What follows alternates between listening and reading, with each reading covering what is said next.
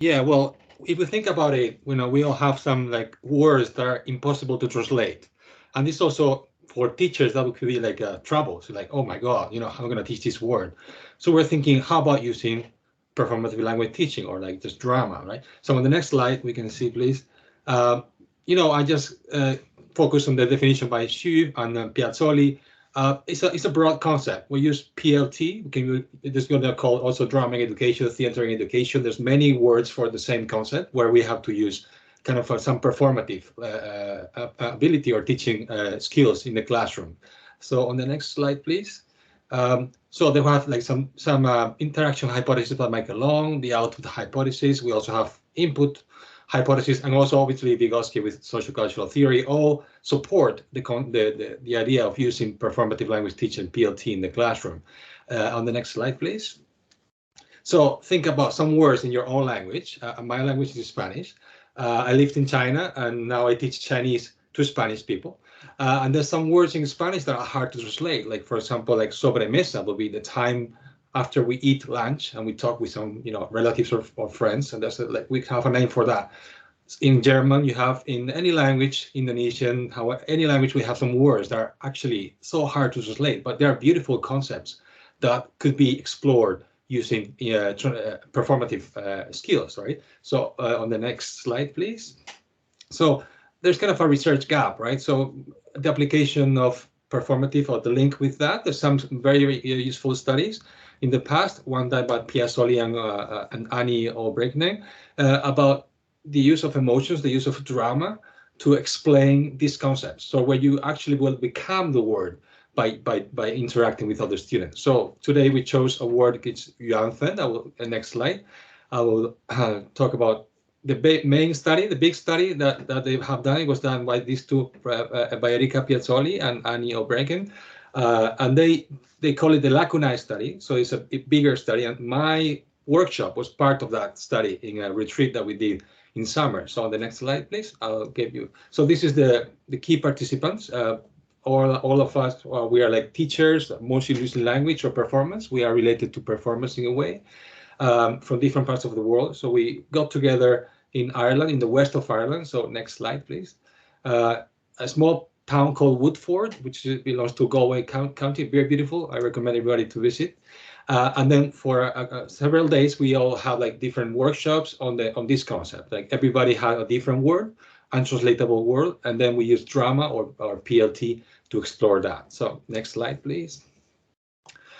So some of these, the aim was to explore the potential of performative for these words, to explain these words. And the research question was like, how can these words could be explored performatively using dramatic tension? So how we did that, we have like a lot bigger space there, was like a sports center in the school. And next slide, please. So we use this, practice as research. We use different workshops. And my workshop lasted for 1 hour. So we had to do documented photographs, videos, interactions, and reflections about that. So next slide. So Yuanfen is very hard to translate, but it's very simple also in a way as a concept. It's the kind of the connection that people have to meet. It's kind of a destiny, but it's not really destiny. So you cannot translate that as destiny. And in Spanish, we can translate it destino, but it's also not the same. So it's untranslatable in a way, but it exists. The proof is that we are all together right now in this online conference, coming from different parts of the world. We have Yuanfen right now, today. It's kind of an invisible, like a red tape that connects us, right? So how to explore that? So my proposal was, next slide. I asked them to pretend that the students were, or my colleagues were in a busy airport, and they come across or bump into somebody who's a very good friend, but they haven't seen for years. And this was not planned. So this is really Yuanfen. Sometimes it happened, maybe you meet someone in one place and say, oh, what are you doing here? That's like a positive thing, it's a Yuanfen. So warm up thing, just walking and talking, reaction. Next slide, please. Then the second activity, we show like there's a video, a music video by Robin Schulz and David Guetta. It's called On Repeat. It's actually like a loop. So I call this embodied loop. So we have to, as we do every day, maybe get up and do like work, wear clothes, maybe eat something, drive to work. So some of things that we do every day, and we have to pick 3 of them and then just act it. Just act a loop all together at the same time with a musical background. So everybody was doing the 3 loop actions, activities all together. So I show you a next slide. Maybe we can. This is the music video. We don't have time to watch it, but you have my slides. You can watch it at home later. But next video I would like to show you is about the participants on the next slide. Maybe we can see the participant. Yeah, so this is the concept of the embodied loop. You can choose 3 actions, maybe wake up, you perform on your own, without talking, just doing the actions, but everybody at the same time in the space. Obviously, it's like very beautiful to watch from the outside. You have some musical background. And then next, so that we do like, and the third one, you have like to meet somebody, and you kind of break the loop in a way, in a nutshell. So next slide, I think I can show you a little bit, like 1 minute of, yeah, can you play this video, please?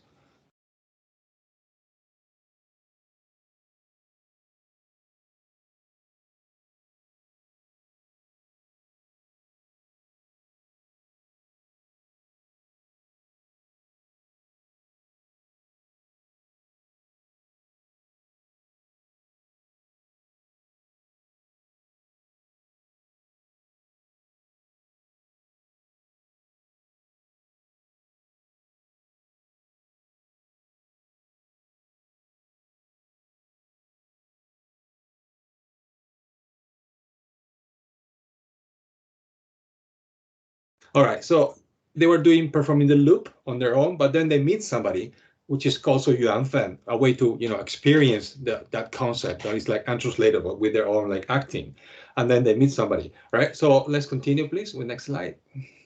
So the last part of this workshop was called random encounter. So we're going to create characters from improvisation. We have like a music in the background, like a 20-second, 30-second song, which is like the background for this action. And I asked everybody to do an action, whatever they think, just an action.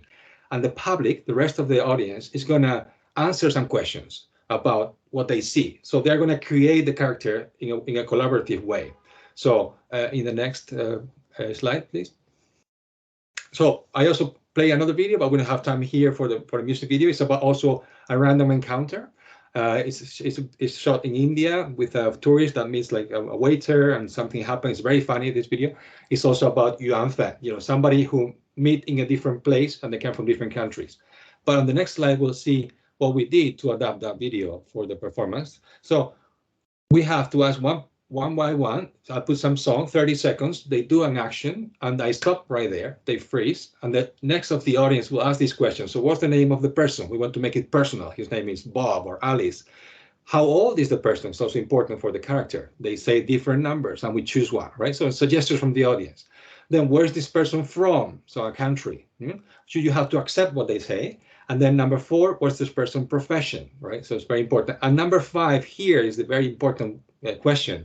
What is the person's secret? Tell us a secret from that person. And then we have dramatic tension here, because the secret could be very big or very powerful, and something that we want to see how this person deals with the secret, right? So first 4 questions is kind of very easy, but the 5th question is very important. So can you go next, please? So we can see this video about the first one example of that. Very short.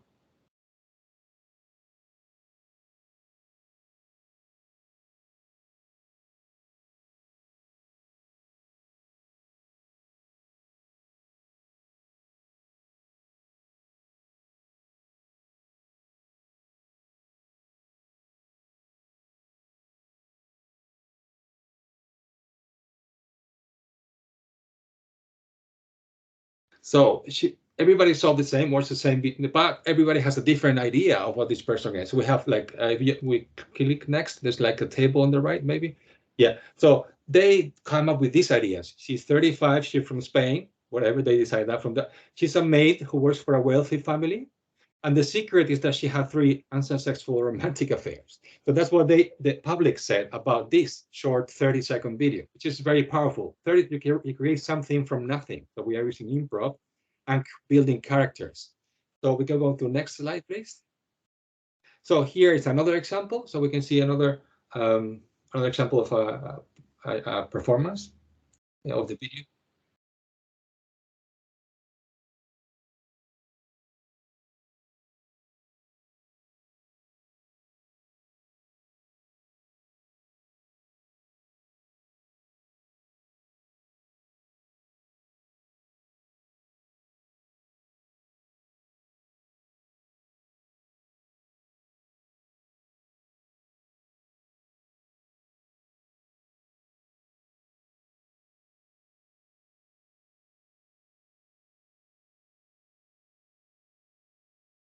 And then we ask questions, the same questions, the name, age, everything. So we can, if we click with yeah. So 17, Alice from the US, she's a dressmaker. And the secret is she's pregnant, and only she knows this information, right? So when you have two powerful characters like the first one and the second one, how they will meet. So the third is like we have to create an example how they will meet and create this Yuanfen, this meeting by chance, but also by destiny thing. So we can go on the next slide, please. So they will be like the random encounter. So just like 30 seconds maybe, yeah. And so how do they meet? So they say Alice goes to the house where Rosa works as a, as a maid to deliver some tailor-made clothes for the family. So they create of these like characters. That's how they meet.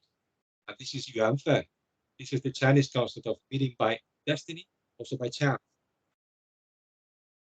Right. So they will have like a short dialogue, but the idea is, first create the characters and then the meeting. And there's people understand the concept of Yuanfen much better. So next slide, we're gonna almost finish. Yeah. So this is what we found about this is that people say, okay, if we click, we can click it. Maybe there's like some tables. Can we? Yeah. So becoming a word in a way helps them to make something untranslatable visible, right? And then these values that are explained in this Chinese or other language are universal in general. So even if it is untranslatable, we can perform it and make it related to us. So the last slide, please. One example, I come from the northwest of Spain near Santiago. We have the Camino de Santiago, St. James Way, a great example of Yuanfen. You're going to make the way, but you're going to meet people along the way. That in a way it's your destiny to meet these people. And also there's a Japanese concept called ichigo ichie, just finishing, that says that focus on the appreciation of the ephemeral character of any encounters with people, because things or event in life sometimes precisely because it's an encounter ephemeral, it must be taken seriously, because life after all is filled with things that happen only once. So as like today's meeting, so I think we should appreciate this meeting, and thank you for organizing it. Thank you for inviting me. Brilliant. Thanks very much, Modesto. You're getting lots of appreciation in the chat and also emojis. So we've had some interesting chats as you were speaking. I think one kind of overarching question in the chat was the extent to which teaching and learning, I guess by extension, itself is an example of Yuanfen, these kind of random encounters that progress. Yes, I mean, we have maybe new students every year, every semester. We don't choose them. They also don't choose us. In a way, we are assigned in a way randomly.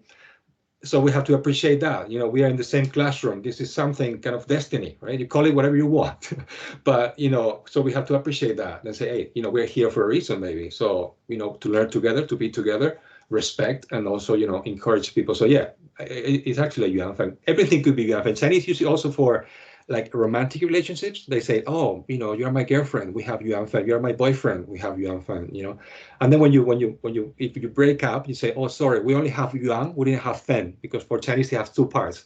The Yuan is the meeting part, and the Fen is the part of being together. So you can meet with somebody, but maybe after a time you have to split.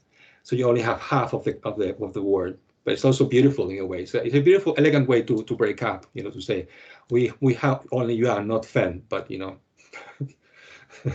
Interesting. I used to teach interpreting and translation before coming into educational development, and we never got to do anything particularly like this kind of dramatic drama kind of based work, but lots of metaphor to translate untranslatable concepts. But I'm wondering how you would do this in a simultaneous interpreting situation where you have to interpret on the spot. Kind of wondering how that would then manifest itself. You haven't got to have an answer to that. That's just my own. That's very difficult. Yeah, I mean, we say the word karma, right, in Spanish and maybe English, but that's not an English word. It's not a Spanish word. It's just the word we use. So some of the words maybe now in the dictionaries are accepted as we use the original word. We just use the original. We don't translate it. Because so the problem is, what if the other person don't know what karma means? Well, but you cannot translate that, right? So sometimes it's difficult for like simultaneous. Yeah, I will use the word, the original word. If it's not able to translate, just say we have this, and Yeah, and Helen has mentioned the intercultural awareness through this kind of performance, and I think this links back to some of the other talks on embodiment.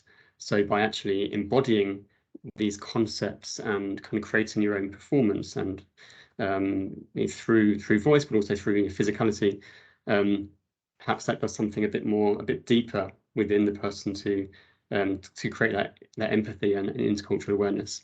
Is that something you kind of witnessed it with your? Yeah, I mean, the only way to learn is to be that thing, become the word. Because if you like just get the slides, or you just write it, you're not getting the whole, just seeing part of the picture. And also, if you think about a word, I mean, a teacher could be a magician, right? And a magician, what is a magician? A magician is an actor who pretends to be a magician, right? So in a way, we have to think about that. We have to create like some magical moments in the classroom. And with those moments, we hope that students will learn better. Of course, we cannot replace them the learning, but we can maybe help them in the process, right? That's all we can think. We don't teach anything. We just create maybe opportunities for learning, right? Thank you. Sorry, Anna, I didn't realize you were asking me to expand. I think you were on something. I made a comment earlier about there will always be more to expand, and I think we're all like trying to eat everything that is coming in, and it's more than we can bite on. So whenever we have a chance to expand, that'd be great. Yeah, I won't take up too much time because this is Modesto's time, but just I mentioned something about routine versus adaptive expertise. So I think this, yeah, I won't say much more here, but there's a blog post I wrote before the symposium on the senior blog post about the idea of, I think it was in Petya and Schön's talk, the kind of the routine things that we sometimes don't teach enough to kind of new kind of novice teachers, versus the things that are much more nuanced, and these kind of performance aspects that are perhaps a bit more nuanced. So the idea, improv being a really good example of this, how you can adapt in the moment to what's going on in this Yuanfen kind of situation that's unfolding in front of you.